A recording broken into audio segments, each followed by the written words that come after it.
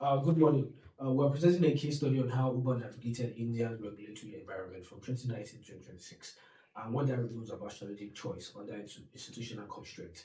I'm Olainka. I'm joined by David and Ifeoluwa. Uh, Organizational and institutional context.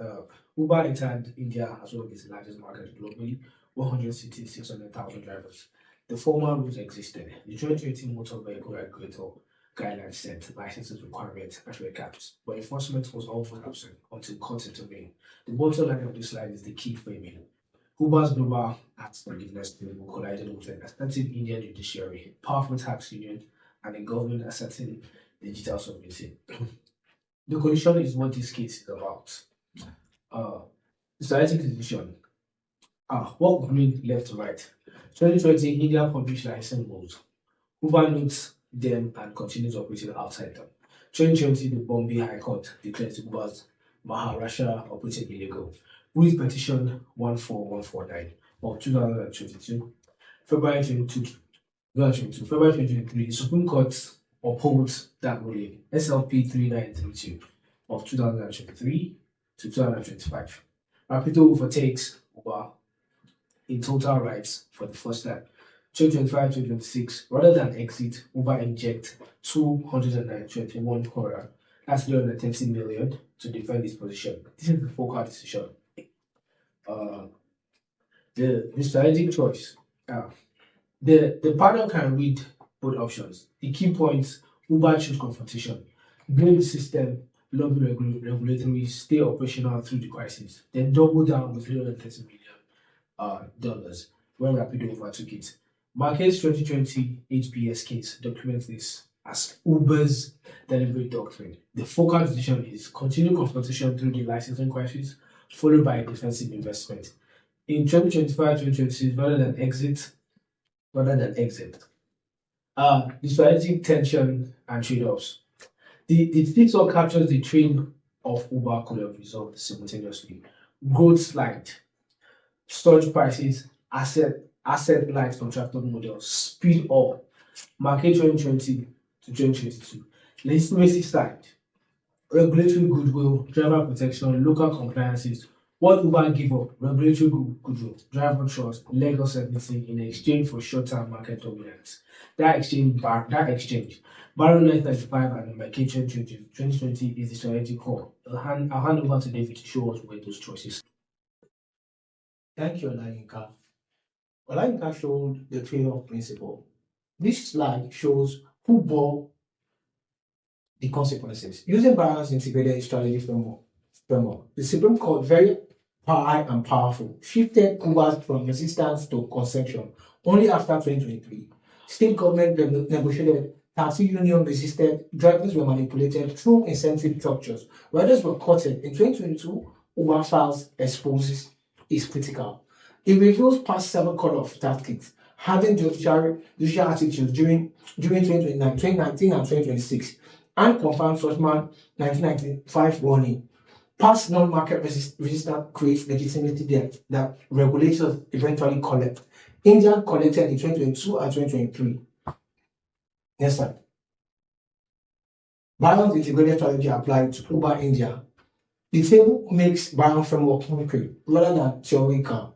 4 rules, 4 decisions, aggressive drivers. Recruitment generated taxi union mobilization. Barron calls that resistant posture. Such price triggered state government pushback. A negotiation posture, the ask for forgiveness operating model, held for years, produced in 2022 to 2023 court ruling declaring operations illegal. And the 330 million investment has not resolved the underlying problem. Legitimate debt remains unresolved. The Rapido continues gaining shares. Barron insights at the bottom of the market choice generated no market risk, which feeds back as market constraint. Uber built own regulatory ceilings, rule by rule, innovation and strategy adaptation. Uber adaptive response was Babel Shell. Uber strategy. Uber Black at the premium end. Affordable tiers competing on price at the mass market end. Parallel in 2004, bottom of the pyramid logic applies. Scales and affordability drive long-term viability, even if margins compresses. The financial reality is stark. Net ride-hailing revenue dropped 89% to 88 crore in the first fiscal year. The 330 million injection isn't a defense, not an expansion. The strategic implication at the bottom of this slide. Those moves defend the riders based, but do not resolve the legitimacy there from 2023 to 2022 to 2023. The next slide shows stakeholders read unresolved tensions. Risk interpretation. Same choices, 5 different readings. Riders positive confidence, affordable, drivers exploitative, 25% commission against a regional benchmark of 15% in Tanzania, signaling a broader global south trend. Indians court, illegal, no license, no right to operate. UK Supreme Court in 2022, drivers are workers, not contractors. Tanzania government, model incompatible with labor dignity, Uber exempted. 3 systematic risk. Courts can simply say no. Political nationalism and Rapido have already overtaken Uber. The focal decision is confirmed at the bottom. I'll hand over to Ife Olua for the lesson. 1 minute. Thank you, David. We have lessons on this. I'll take the first two.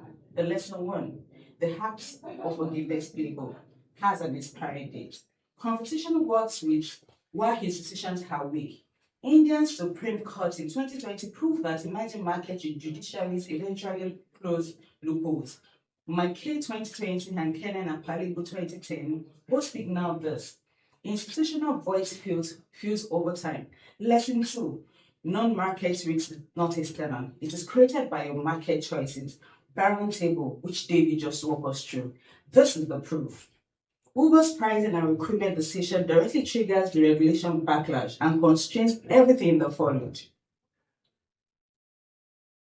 Lesson 3, emerging markets are very homogeneous.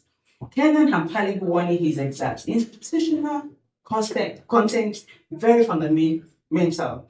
London negotiates and license. Tanzania 15% cap impose. Uber exited. Indian paid and invested 330 million. 3 markets, 3 different calculations. Local adaptation is not optional, it is a strategy. Lesson 4, never assume institutional weakness is prominent. Suchman's 1995 legitimacy theory, the Google files gave regulations worldwide his share playbook for pushback. Each act of non-market resistance added to the debt. By 2020, Indian Supreme Court called it. And in the next lesson, which is lesson 5, strategic window closed faster than you expect. Uber dominated India for years. Rapido overtook it 2025. A strategic that worked in 2020 required a $330 million defense by 2026. Kennan and Palibu, one is exact. Institutional conditions evolved faster than defense anticipates. The executive takeaway, the 2019 to 2026 Uber Indian case shows confrontation has diminishing returns. Each round of resistance depleted legitimacy. Capital under a competitor capitalized. The $330 million was not expansion. It was a defensive response to being overtaken. Strategic choice over institutional constraints demands knowing when the shift from competition to adaptation. Uber never made that call.